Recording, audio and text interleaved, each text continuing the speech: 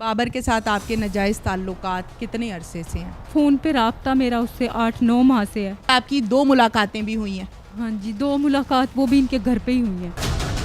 क्या करने गई थी आप वहाँ? फैमिली की तरह ही मैं उनके घर गई थी, तो मैं उधर रात रह गई थी।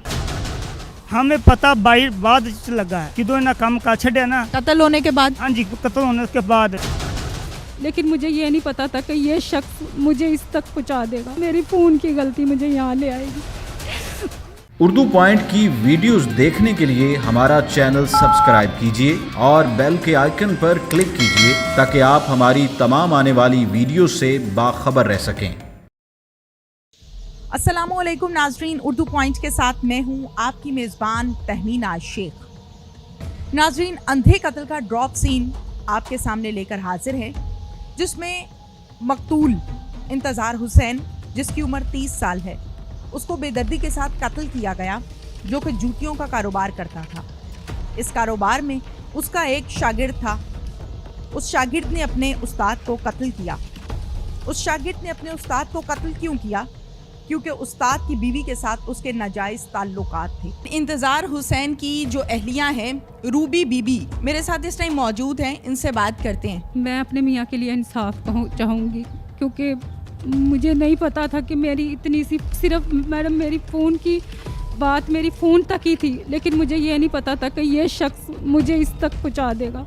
मुझे मेरे बच्चों के लिए इंसाफ चाहिए। बाबर के साथ आपके नाजायज़ ताल्लुकात कितने अरसे से हैं? सिर्फ फ़ोन पे राब्ता मेरा उससे 8-9 माह से है। क्या सुहाने ख्वाब दिखाता था आपको? बस मैडम कभी उसने मुझे नहीं कहा कि तू अपने बीवी बच्चे छोड़ दे, या मैंने भी नहीं कभी उसे कहा, क्योंकि वो भी शख्स शादीशुदा है।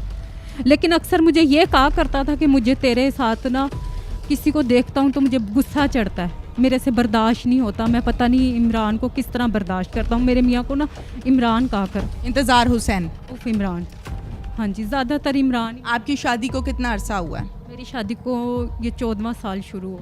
कितने बच्चे हैं आपके? मेरे 3 बच्चे हैं। उन बच्चों को क्या कहा है आपने कि आपके बाबा कहाँ गए हैं? उन्हें पता चल गया कि वो नहीं रहे। उन्हें ये तो पता चल गया कि वो नहीं रहे, लेकिन माँ भी उनसे इस शख्स ने दूर कर दिया। आपकी 2 मुलाकातें भी हुई हैं। हाँ जी, 2 मुलाकात वो भी इनके घर पे ही हुई हैं।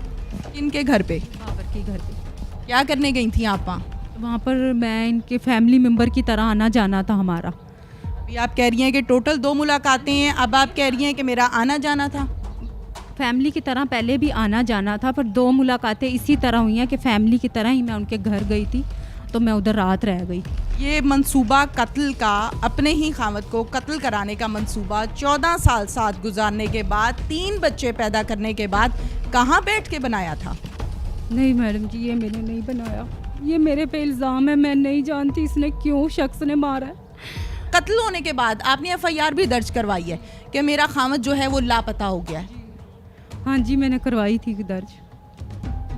और क्या नाम है, मैंने नाम दर्ज करवाया था इसका, लेकिन उस टाइम मैडम जी क्या नाम है, मुझे कुछ समझ नहीं आ रहा था। मैं डरी हुई थी। जब इसने मुझे धमकी दी थी ना, तो मैं डरी हुई थी। क्या धमकी दी थी? मुझे कहा था कि मैं तुझे भी मार दूंगा और अपने आप को भी मार लूँगा। क्यों? ये तो मैडम जी मुझे नहीं। कोई लड़ाई होती है, कोई बातचीत होती है तो कहा जाता है ना कि मैं तुम्हें मार दूंगा या तुम्हारे खामद को मार दूंगा। क्या लड़ाई हुई थी? कोई लड़ाई नहीं थी। हम लोग सारा दिन अच्छे भले बैठे हुए थे, दोनों मियाँ बीवी। संडे की छुट्टी होती थी मेरे शोहर को। हम लोग बाहर गए हैं, अच्छे भले आके बैठे हैं। 11 को बजे इस शख्स का फ़ोन आया, 11 बजने से पहले। तो मेरे शोहर को कहा है कि भी बाहर जाना है, पता नहीं क्या, लेकिन मेरे शोहर ने मुझे कहा है मैं बाहर जा रहा हूँ, मैं बाबर के साथ जा रहा हूँ, मैं वापस आ रहा हूँ। मैडम जी वो कह के चले गए हैं। मैं सो गई हूँ। इस शख्स का जब मुझे फ़ोन आया, बेल हुई है मोबाइल की, मैं उठी हूँ, तो मैंने जब फ़ोन उठाया, हेलो किया, तो ये इसने मुझे कहा मुझे इस नंबर पे फ़ोन ना करी। मैंने उसे साइड पे लगा दिया। यही मैडम जी बात हुई है। उसने कहा तूने किसी को मुंह खोला ना तो मैं तुझे भी मार दूंगा। अपने आप को शायद मैडम जी मैं डर। क्या आपने गलती की है? वो गलती, वो गुनाह आपको किस हद तक ले आया है? हाँ जी, यही गलती हो गई है।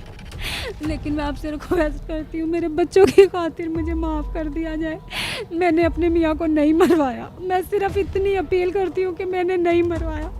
मेरा खुदा जानता है, मुझे नहीं पता इस बारे में। मुझे मेरे बच्चों की खातिर माफ़ कर। मुझे नहीं पता था मेरी फ़ोन की गलती मुझे यहाँ ले आएगी। इससे आगे मैडम जी मेरी कोई गलती नहीं है। मकतूल इंतज़ार हुसैन उसका भाई हमारे साथ मौजूद है जो कि मुद्दई मुकदमा भी है, उससे बात करते हैं। अस्सलाम वालेकुम। वालेकुम अस्सलाम बाजी जी। क्या नाम है आपका? मेरा नाम बाजी फरमान अली जी। इंतज़ार के छोटे भाई हो या बड़े भाई हो? बड़े भाई में इंतज़ार का बड़ा भाई जो। बड़े भाई हो। मुकदमा दर्ज करवाया है? जी सर को है मुकदमा सर जी दर्ज कराने तो पहले एक दिन सानू पता लगा ना 25 तरीक को रात 1:05 से सर जी मुझे ना मेरी भरजाई की मिस कॉल आई है भाभी जी की। तो मैंने फ़ोन देखा है मेरी भरजाई की मिस कॉल है। मैं फ़ोन करने की कोशिश की, मेरा भांजा सी नीचे रहता, भरजाई मेरी ऊपर रहती सी, भाई मेरा भांजा मेरा नीचे रहता सी। मेरे भांजे का फ़ोन आ गया, उन्हें कहा मामू जी। मैं जी बेटा। उन्हें मामू जी भाई मामू इमरान तकरीबन घर से 10:30 बजे से गायब है, वो नहीं लभ रहा। तो मैं भी फिर तुसी लभन की कोशिश की कि नहीं?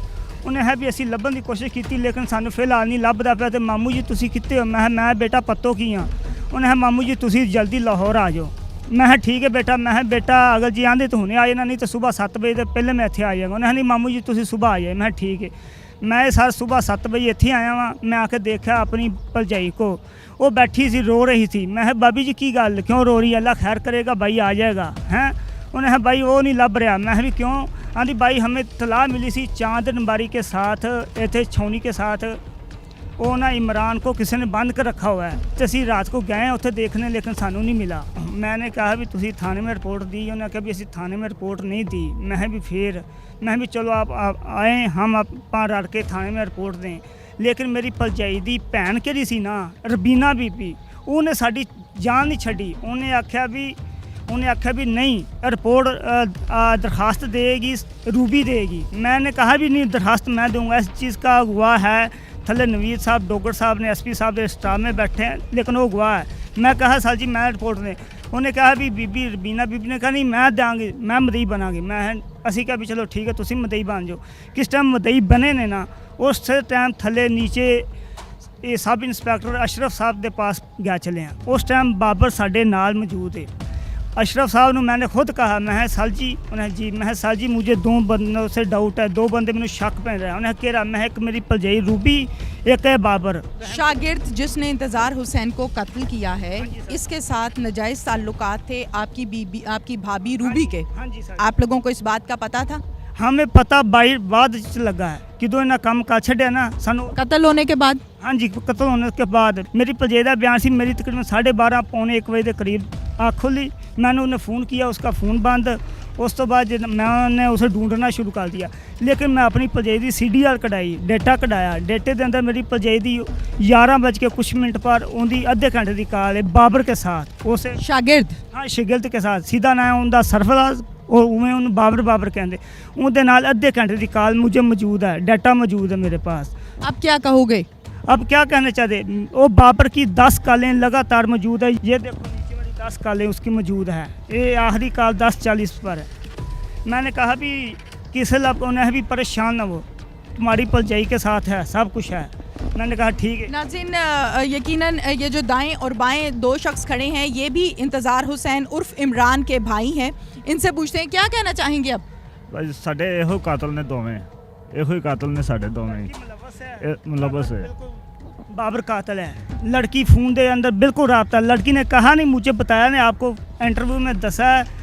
लड़की ने कहा कि ये मेरा फ़ोन से रब्ता था कि तो 11 बजे के बाद कॉल की है बाबर ने। उसने कहा भी मैंने इसे ठिकाने लगा दिया है। अगर इतनू ठिकाने लगा दिया, अगर ये तुमने मेरे साथ शादी ना की तो मैं तुझे भी ठिकाने लगा दूँगी। ये लड़की इंटरव्यू में देख कह रही है। आप क्या कहेंगे? बस यही कह रहा हूँ भाजी ना बाबर ने कत्ल किया मेरे भाई को। मेरी ये भाभी है उसका नाजायज़ तल्लक सी उसके साथ, इसलिए मेरा भाई को मारा गया। 10 दिन लाश उसकी जनाज़ पर पड़ी। ऐसी 10 दिन बाद लेके गए हैं। इन्होंने बहुत माड़ा किया।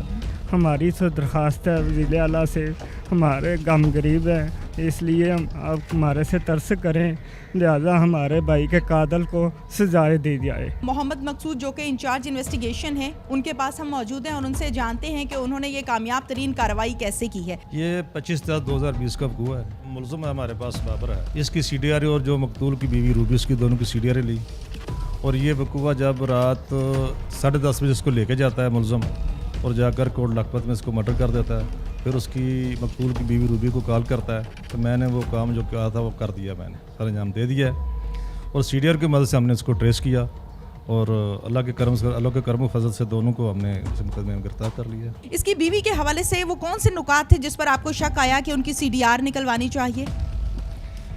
ये जो मकतूल की बीवी रूबी है ना, इसने हमारे पास आकर 27 तारीख को मुकदमा दर्ज कराया कि मेरे खामन को अगवा कर लिया गया। जब हमने उसकी सीडीआर ली तो ज़्यादा रब्ता तकरीबन 9 माह तक ये जो मुलज़म और इसकी बीवी रूबी है, इसका दोनों में आपस में मुसलसल रब्ता रहा है। उन राबतों की मदद से हमने इसको ट्रेस किया और ये एक्सेप्ट करके कि हमने ये मर्डर किया। मर्डर किस तरह से किया गया? मर्डर जब उसको लेके जाता है मुलज़म तो जाकर कोटला पतगल इलाका में कब्रस्तान के पास एक वीरान जगह, वहाँ पे उसको फायर मार देते हैं, उसको मर्डर कर देते हैं और वहाँ से गायब हो जाता है।